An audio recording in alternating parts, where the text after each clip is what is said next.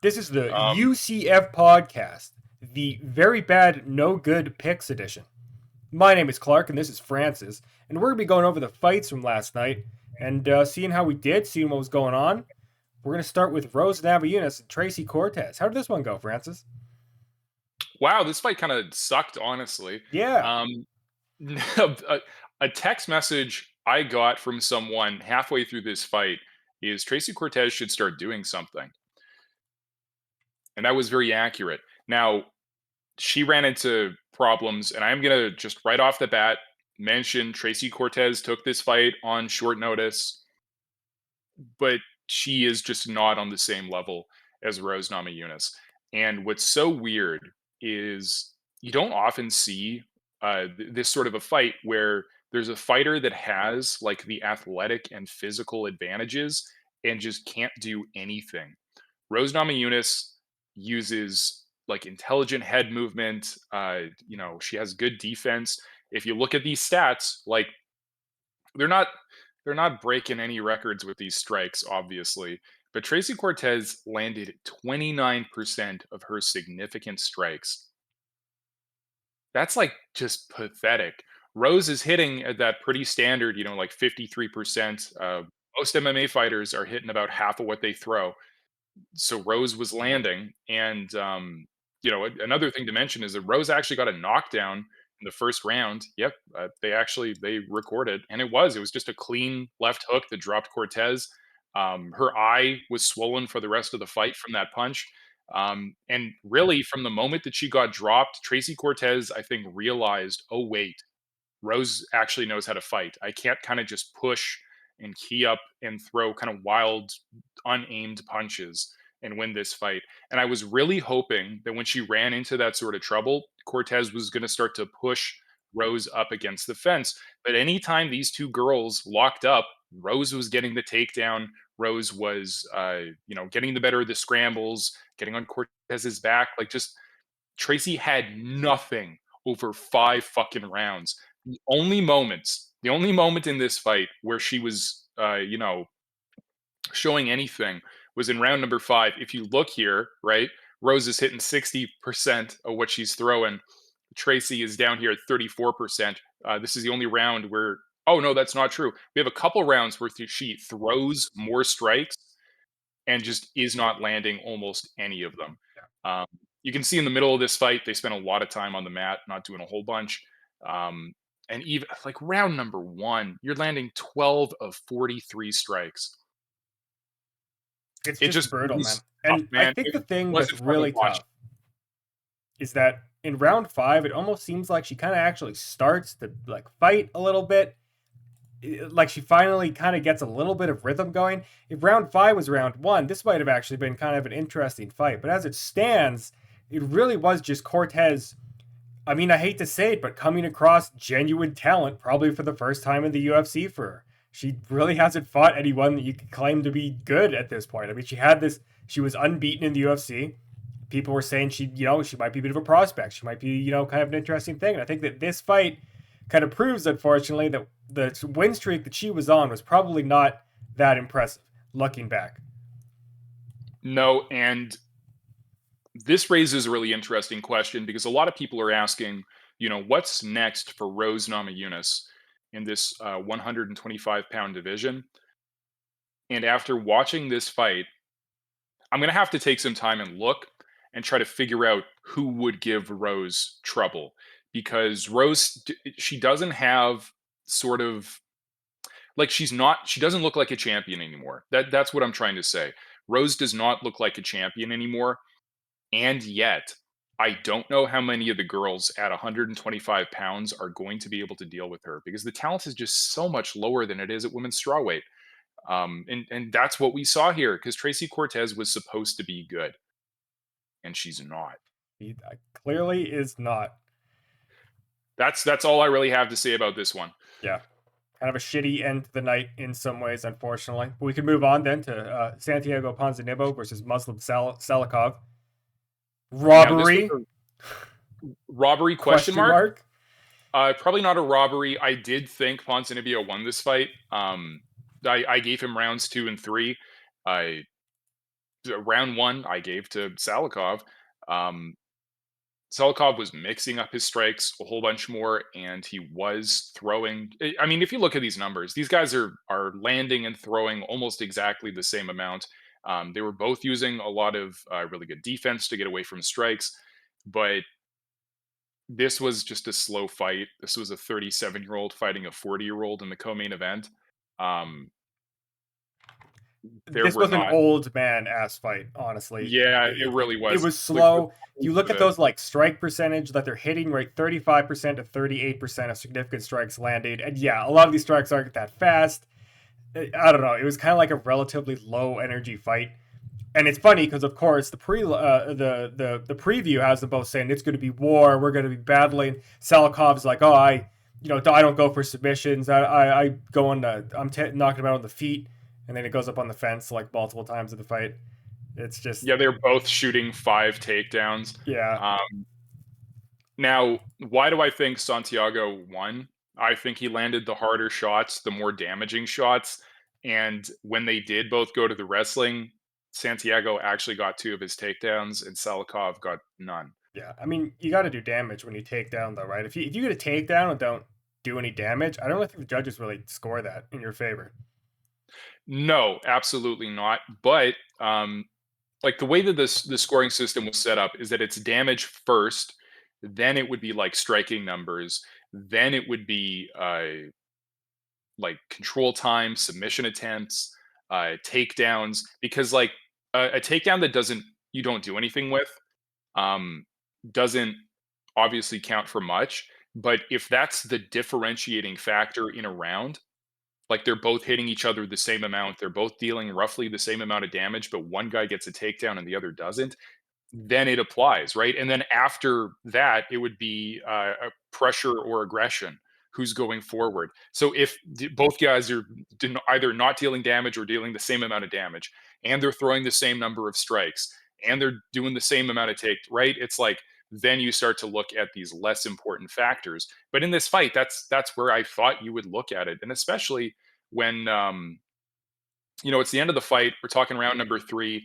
Ponzano, like they're within 4 strikes of one another in actual strikes landed, and then Ponzano also gets a takedown. I don't know. It, Yeah, it was super close. Like I'm saying, I'm not too I think beat up there's a over it. genuine argument there that Ponzano won, but I think there's also a genuine argument that Salikov won. And we were talking a little bit about that potential. Salikov in round 3 threw a lot more strikes. Maybe some judges saw some shit that no one else was seeing there. It's hard to say exactly, but I don't know. I'm not that mad about it either. I kind of wish Ponzano had won, but what are you gonna do? I kind of wish one of them would have knocked the other one out. Yeah, dude. Um, but anyways, I'll talk about the fight of the night. wow, wasn't it? This Prospect, is. up and coming. I hate to say it, but John Silva looks like he's actually really good, and he showed resilience. He took some of Drew Dober's best shots and was able to run circles around Dober, just hit him with stuff that Dober didn't even see coming. This was a really impressive performance, especially when John Silva looked so much smaller than Drew Dober. And in round 1, when he was getting hit, it clearly freaked him out. Like Dober was hitting a little bit harder than those featherweights do. Didn't make a moment's difference because John Silva, he is so aware when he's in there. He has really good eyes. He's landing. Um, I think if I can, I'm definitely going to edit this in. He times a spinning back elbow where he does, in fact, hit with the tip of his elbow, but most of it is like the flat of his arm colliding with all of Drew Dober's head, and he's immediately rocked. And elbows were really the story of this fight because that's how John Silva opened up a second mouth above Drew Dober's eyebrow. I'm also going to make sure to include that. Yeah, Ooh, get doesn't that that look picture in good? there, baby. Wow, I sure hope his face That, heals properly. yeah, honestly, that gash was bigger than the gash we saw a couple weeks ago in that women's fight. Like, holy shit, that was gnarly. Absolutely. I mean, depending on how they stitch that up, he may be permanently surprised. But and Drew Dober just did not look like he had an answer. for Jean Silva. Once Silva started to get going, that speed was just way too much. Drew Dober couldn't catch him. He even had a moment where he caught Silva up against the fence. Silva is covering up. This is Drew Dober's moment, and he throws like 5 or 6 uppercuts on Silva's arms. He just wasn't in there. He wasn't doing what he needed to do. And this But fight made me like Silva a little bit more. He was still annoying doing all the stupid shit, but he seemed like a pretty reasonable guy in the post-fight interview and stuff. So, I don't know. I hate him a little less now. He obviously is a really good fighter, and that's, something that I respect probably most, when it comes to UFC, of course. So, I'm excited to see more of him. I want him to go and, go up against someone real fucking tough and see what he's really made of. Not that Dober wasn't really tough, but someone maybe in his own division. yeah, well, geez, it really makes you think, right? Because if he can go up to 155 pounds and just like smoke Drew Dober, he didn't just smoke Drew Dober. It was a back and forth fight, and these guys are actually landing pretty similar numbers of strikes. Drew Dober just throwing like 30% more. Um, and again, if you look at these numbers, John Silva isn't even necessarily just headhunting. He is throwing almost a third of his strikes to the body, which is really good.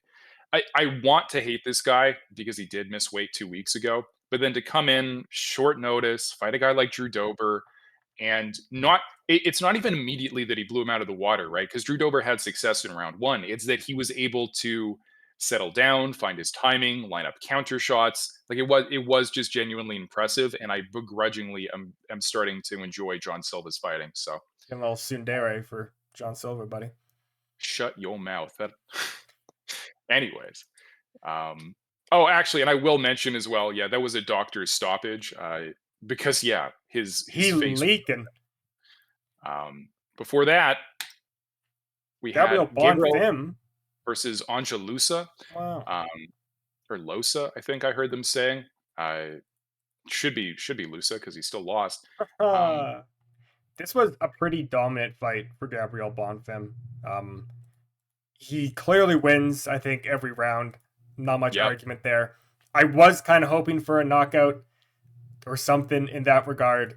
Lusa really trying to get some of that ground game going, and he does have some success early on, but it just doesn't go anywhere significant. He doesn't get a huge amount of damage in. He doesn't really get anything even resembling like an actual submission attempt, which seemed to be what he wanted. And Bonfim just keeps the pressure on, just keeps nailing him, and as it turns out, that will win you a unanimous decision. yeah, absolutely. I do want to say that what was maybe the most impressive moment of the fight, in my eyes anyway, was round three. After Gabriel had been told by his corner, just start touching with the jab. Everything will come after the jab. He actually has such a sharp, educated jab if he'll just use it. Because when he was just using it, Angelosa he just had no answer. It frustrated him. It was swelling his eyes shut. And those punches aren't going to knock people out, but it's so effective. And then, once you have him biting on the feint for your jab, you just feint your jab, and then you can blast him with your backhand straight punch or a hook or whatever you want to do. But like just touching someone with a jab like that is so effective, especially when they're not punishing it. They're not trying to counter off of it. It's just frustrating them because Gabriel Bonfim was also just way faster than Angelosa, even after the wrestling in round one. So Yeah, really, honestly impressive fight for Gabriel Bonfim. I believe this is his first fight that's ever gone to decision. Um, could be. so Yeah, he was those seemed jabs, happy about that. if you can leverage the speed of like a jab like that, and your opponent essentially, whenever they do anything, there's like a toll they have to pay where they have to get jabbed in the face one time. That shit, that shit adds up over the course of a fight. Not only point wise, but yeah, like your eyes gonna start swelling. You're probably gonna get a little fucking annoyed. Maybe you're just not gonna want to go in anymore. It's really good if you could use it. Absolutely, yeah. So nice win for Gabriel Bonfim, and I feel Right. like Angelosa probably getting cut. Oh no. Before that, Uh oh. Sad fight. Juicy J, Julian Arosa, I versus Christian Rodriguez. I like this fight a lot, actually. For as long as it lasted, it was very fun. Um, Submission in round one. Julian Arosa, I said this in the pre-fight. The guy's very hittable. He likes to get into brawls, but he's also hurtable. Um, he took the best shots that Christian Rodriguez could throw and returned uh, pretty much with the same intensity for as long as this one lasted. And then end of round one, they end up on the ground, and Julian Rosa wastes no time snapping up that guillotine. And you know, people jumping for the guillotine, I am always very critical because it works almost never. Like I'm pretty sure that Gabriel Bonfim jumped guillotine a couple of times. Um, maybe because he saw the guillotine work in the fight before. I don't know.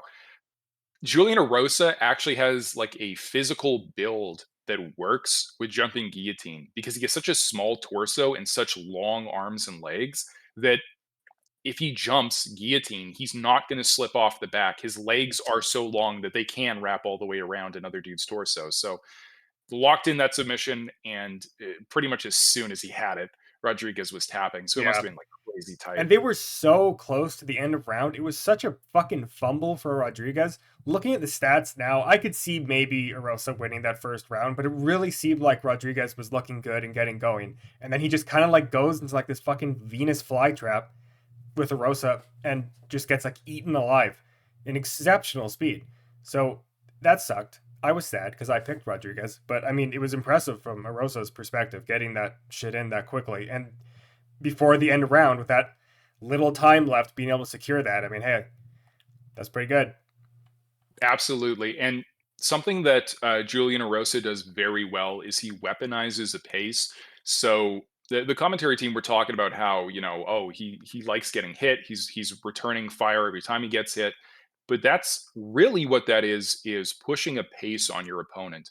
So if they are going to hit you, just return fire, right? Like, oh wow, you've been punched in the face, punch him back and force him to work. So maybe Rodriguez, if he can like establish his rhythm, he's going to have a whole bunch of success. But if guys just don't let you get your game going, if they're going to frustrate you in between every strike, it makes you work so much harder. And I think that's why he ended up tapping at the end of round one.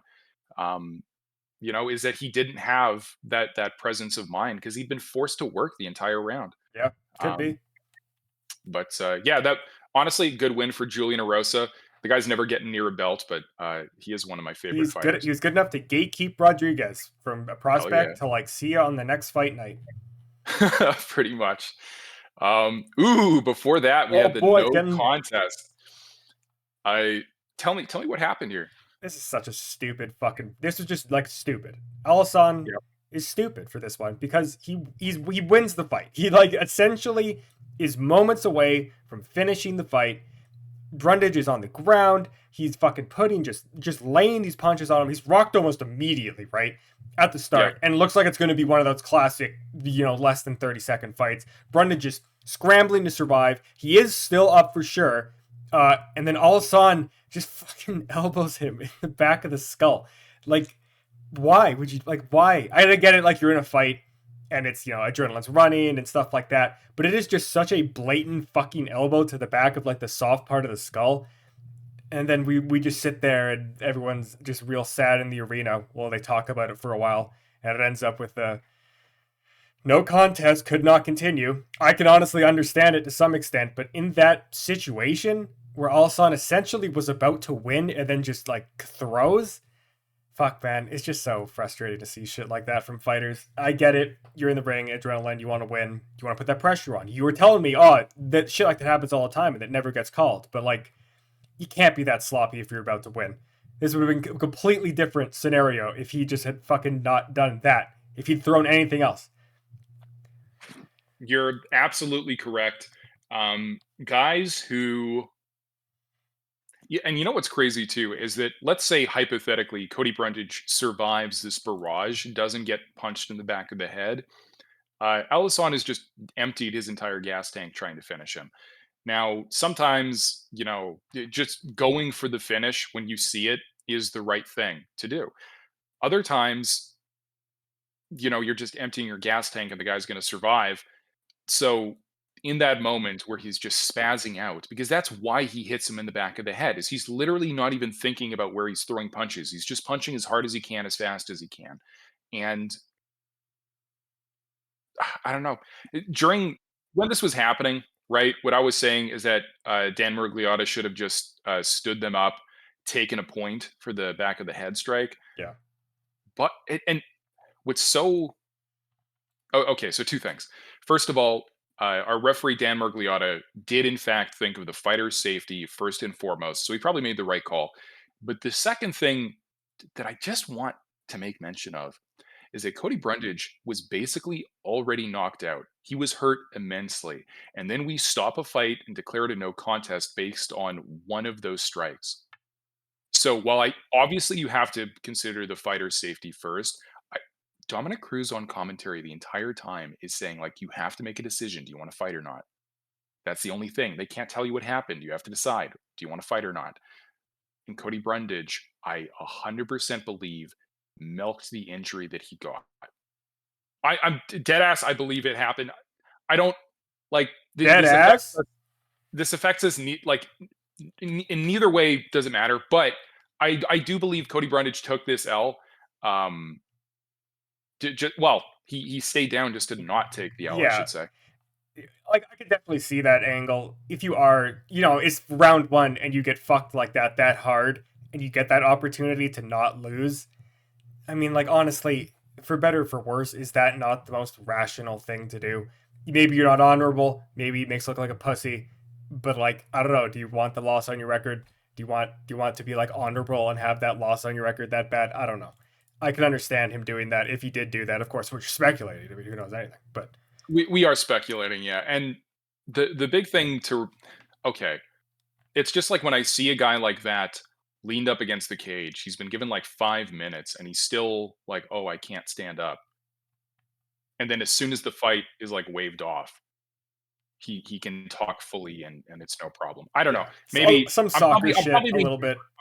I'm probably being too critical. We can just move on from this. But Yeah, cut this if part. they don't run this back, if they don't rebook this fight, Brundage is scared. Okay. Anyways, before that, Charles Johnson versus Joshua Van. Joshua Van was looking good up until he got knocked out. Yeah, that's yep, kind of the spark notes of this fight. Very much. Um, Van was using just excellent defense. Charles Johnson was throwing a whole bunch more, and as you can see, he's hitting at less than a 50% clip, and that's because most of his shots were either missing or hitting the shoulders of Joshua Van. But he left a big opening right up the middle. And Charles Johnson came out. His coaches really hyped him up after the end of round two. They're like, "You're down two. You need this finish." And he came out and he got it. He immediately started throwing leather, kicks and punches, lined up this uppercut. Just a beautiful knockout too. Yeah, Van's probably out before he hits the mat. Just awesome. just right through the defense because he's got his gloves up, and there's just that perfect opening for your fist if you come from the bottom. It was such a good read, such a good hit. I mean, honestly, like I picked Van. I wanted him to win, but fuck that. I mean, that was good. That was a good knockout. Some would say heme. He definitely deserved that performance of the night bonus for sure. Absolutely. And that's most of what there was to say about this one. I am interested to see what Joshua Van is going to do in the future. And also, this was at flyweight, so Charles Johnson is getting a push. We just don't have that many knockouts at flyweight. But yeah, I'm very interested in what's going to happen to both of these guys going forward. Before that, We got women. oh, Canada! Jasmine Justadavius defeats Fatima Kleen. Kleen was getting her UFC debut. Didn't work out. Um, pretty one-sided performance from Jasmine. Fatima seemed to be much faster, but she just got discouraged so quickly. Jasmine just had so many more tricks. It seemed to me she was not as fast or as athletic, but every time they came together, she just had a better idea of what she was going to be doing. And even at distance, she just knew to like if she had a combination thrown and landed on her, she just retaliated at the end of it, and it really seemed to discourage Klein. And a lot of this fight took place on the ground as well. But like even at distance, for 2 of the rounds, Jasmine outstruck her. Yeah. So Honestly, I was kind of shocked. I get it. You know, it's your UFC debut. She was going to be on the Dana White Contender Series, and then this like last minute thing showed up, and so she signed this instead. But fuck, man, you're talking like round one, you're landing like 4 significant strikes. You know, you're throwing 6 to 31 on strikes. That's like nerves, maybe not being ready. And yeah, you know, she probably gets clocked a few times and maybe gets a little discouraged. Maybe she's never been hit like that before. Who knows? But just was not able to get anything going for the whole fight pretty much after that. Even though she did kind of pick it up a little bit, it just was not even close to enough. It's too bad. But at the same time, can you really be that surprised? Short notice shit. It's been like not even a week, I don't think, since she was signed on. And she wasn't going to fight in the UFC. She was going to do Dana White Contender Series. So, not shocking. yep, But, you know, what are you going to do? absolutely. Oh, Canada! Oh, What's up? Canadian women continue to win. Canadian women, the only Canadians that win. That's right. Before that, this was the best knockout of the whole evening. This is It a was quick little fight. Montel Jackson living up to his fight name, Quick. Someone should tell him how to spell that correctly, though. Advertisers love this fight. Pretty much as soon as this fight started, it was over. Just a straight 1-2. That's all it took. And then also, like, just the speed of Montel Jackson really cannot be emphasized enough. Because if you go back and watch this finish, he's able to punch him on the ground 3 times after he punches him at distance. He drops. He's clearly out. He gets on top of him and punches him 3 more times before the referee, who was like right beside them, can stop the action. The speed of Montel Jackson, just very impressive. Yeah. And that's it. That's all I can actually say about the fight because it was literally 18 seconds long. Yep. But I did enjoy it. Now, Montel Jackson has been saying that people at bantamweight are ducking him. After watching that performance, I wouldn't be surprised if they are.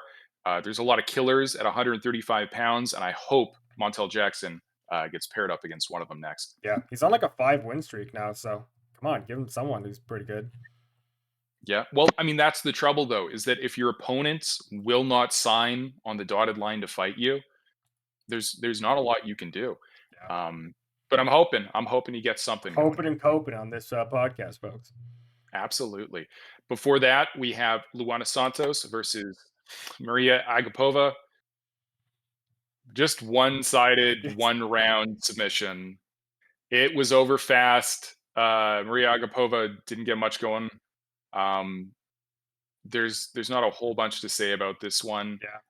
Agapova was coming off of a 2-year layoff. She'd had 2 losses before that. Her last win was in like 2021.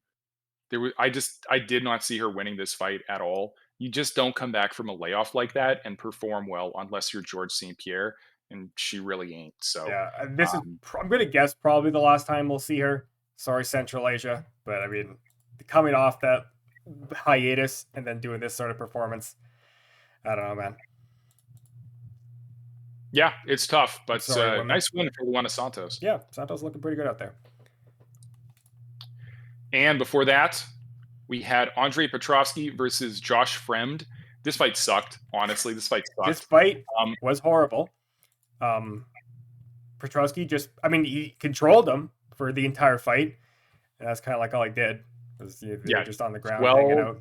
12 minutes, 50 seconds of control time. 3 out of 4 takedowns. Fremd just did nothing. At the start of round number 3, he got a little flurry off. As you can see by the numbers, he got 10 of 14 strikes in round 3. Those 10 strikes came in about the first 20 seconds, and then he was back on the ground on his ass doing nothing. Petrovski playing fucking stall decks. But I mean, it's what people used to call it lay and pray, and boy did he ever. So boring ass fight, but Andre Petrovski, like he said in the post-fight interview, he's coming off of 2 losses, and man, sometimes you just got to secure your job. Yeah, that's the You know? thing. Honestly, like getting cut sucks if this is all you do for your whole fucking life. So I guess I could understand that that's why you did it. Gotta secure that shit. But man, did it suck to watch. Yeah, it sure did. I hope he gets knocked out in the next one. Fuck you, Petrovski. Anyways, and then our prelim opener, Evan Elder versus Darius Flowers. So something that we actually haven't mentioned yet, and it didn't come up as much as I thought it would, was that this fight card was in Denver, Colorado, and Denver is at elevation. It's about like 1,600 meters above sea level. Darius Flowers was the guy hit the hardest by this. At the end of round, like after round one, in between rounds, he's telling his corner, "I cannot breathe." This man gassed so fucking hard in the first 30 seconds of this fight, ran out of gas immediately, and then it was just all Evan Elder from there. Uh, the round one, they were trading on the feet. Elder was getting the better of it. Darius Flowers fell over several times, like didn't get knocked over, just fell over. And you know, the round two starts. Um, Elder, he doesn't even get the takedown. I believe Flowers fell over again, and then he gets on top of him, or Flowers initiated the takedown. I think that's what I don't Got even it. know, man. I think it was Yeah, like Flowers did the takedown, and then like he got reversed on him. I think. yeah, but this ended by a real nice arm triangle. It was over as soon as he locked it up. Flowers couldn't breathe without someone choking him, so Yeah, he was fucked as soon as someone started to. like I don't know, like rookie mistake type shit. Was he just not training in altitude? I feel like you gotta know, like go to some place where it's altitude, you should be doing it. I feel like that like complete lack of preparation. I don't know, man. That's weird. And I mean, that was third loss in the UFC Yeah, in a he's, row. he's probably getting cut. Probably not seeing him again. But what a Yeah, stupid, weird mistake to make to like not be ready for that altitude shit. Because that's the only explanation I can think of being that fucked that quickly. yeah, because he was, like I said, for the first 30 seconds, maybe he was faster than Evan Elder, but Elder was just serious, man. He was there. He didn't get tired. He put that pressure on. He looked sharp on the feet. He outstruck Darius Flowers in round one, which I didn't expect. Yeah. So a pretty nice win for the Phenom. I'm going to say what I said on Fight Night, though. Guys need to come up with better fight names because, okay, yes, you did take out Darius Flowers in 2 rounds, but you look like a Phenom. I'll say that. Um, but no, honestly, a good win for Evan Elder.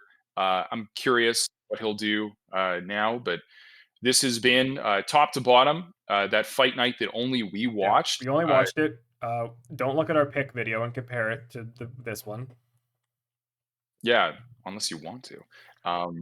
But Don't look at our yeah, picks. we'll catch you guys later this week with our predictions for the next fight night card coming up here. It's equally disinteresting, but you know what? We got some good knockouts and submissions on this one, so hopefully the next one will deliver as well. And never forget, here at UCF, we love women. God, we love those Woombin. We'll Thank you, catch you next women. time.